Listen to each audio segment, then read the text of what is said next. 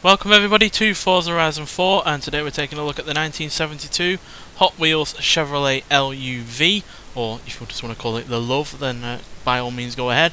But LUV basically stands for Light Utility Vehicle, because this was in its day a pickup truck meant for hard work and not much else. And yeah, it was part of the first generation that was produced between 1972 and 1980, and was essentially a badge engineered variant of the Isuzu Faster.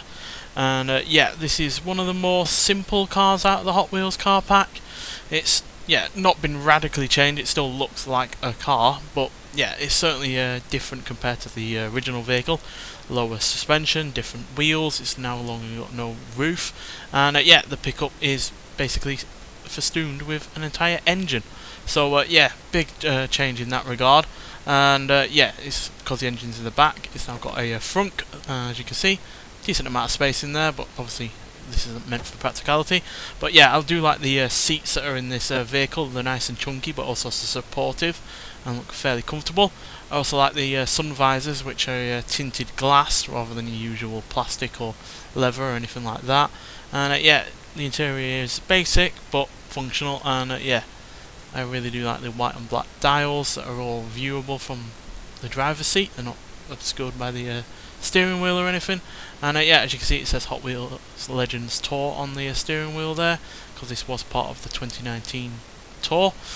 Not sure if they've done any since then because of the coronavirus, but yeah, it's a pretty cracking vehicle overall. And as you can see, it's even got a Corvette brake pedal there, which yeah, does mean that this has obviously been radically changed in a lot of other ways outside of just, you know, subtle bodywork changes. And obviously the biggest change is the engine being now not only out of the front and in the middle to rear, but also in terms of power and size, as it's now a 6.4 litre supercharged Hemi V8 producing 400 horsepower and 500 pounds-feet of torque, which yeah, isn't the most out of the car pack, but it's far from the least, and it's more than enough to push this 3,200 pound pickup truck along, as yeah, it's all about that low end torque with this vehicle. Doesn't rev all that high, it's only about 5,000 RPM, but that's perfectly fine to me because this does come across as more of a cruising vehicle than anything that's supposed to be quick in a straight line or around a track. So yeah, cracking little vehicle this, and yeah, it does make me kind of want the original version. I would like that to go alongside the likes of the Subaru Brat, which is kind of in the same kind of category of the as a standard version of this. But yeah, regardless, let's get out onto the open road and see what this car can do. So yeah, big power, big torque, all going through those rear wheels, and yeah, it's only got a 3-speed gearbox as well while you're at it. So yeah, not the most potent of vehicles in terms of speed or acceleration, but definitely one that you can enjoy. A lot of that does come down to the engine noise itself. So yeah, I'll let you listen to it for a little bit, and then we'll talk about the vehicles some more. You have arrived at your destination.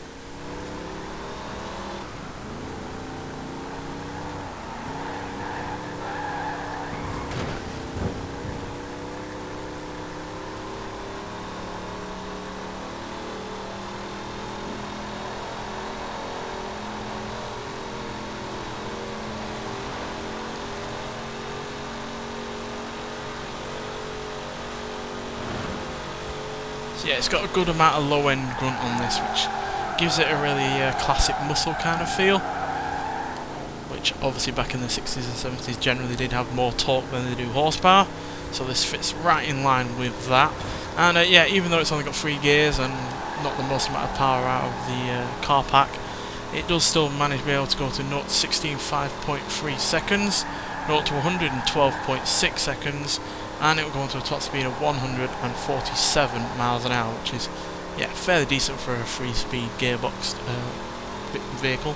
You know, it's hardly got most gears to work with, but then again, like I said, this does feel like a cruising machine, which is probably why the revs are so low, because obviously if you're going to be in 3rd gear and you're doing a decent rate of speed, you're going to be have quite high revs, and you don't want to be going any more than 5,000 really. So yeah, that does make a lot of sense, and yeah, it sounds good in terms of the engine noise, especially with that supercharged whine over the top of it. And yeah, handles fairly well as well, despite the fact that only 28% of the weight is at the front, because now obviously that engine is was quite large, quite heavy, and now it's in the rear, and there's nothing in the front anymore. So yeah, this makes this one of the highest rear biased vehicles on this game. I think only like Porsche might be even worse than this, but it doesn't actually really affect the engine, the car's handling all that much, to be honest. And yeah, even though obviously you can have a lot of fun with it, because you know you got all that power and you only got rear wheel drive, it does at the end of the day feel like a car that you just want to keep it in high gear and just cruise around at a leisurely speed, taking in all the scenery, to be honest. So yeah, really do enjoy this. It's not particularly my favourite out of the car pack, just because it is a bit more ordinary. I doubt very much, well, doesn't look like very much would have been needed to put into this in terms of work, because yeah, outside of the interior, just take the roof off, put the engine in the back, change the suspension, change the wheels, and yeah, away you go pretty much. Because yeah,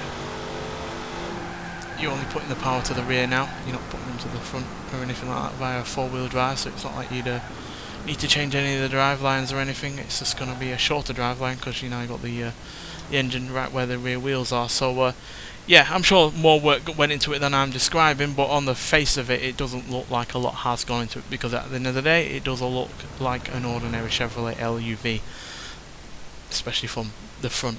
Obviously the engine does make it look far from ordinary, but on the face of it, in comparison to say the International Harvester or that Ford Dually, it definitely does look a bit more plain Jane than say them vehicles, especially in comparison to the Nash with its wheels sticking out the body and those dice on the top of the engine. But yeah, I still like it, even though it is a bit more plain Jane. And yeah, sometimes a vehicle is perfectly suited to being, you know, not particularly outlandish.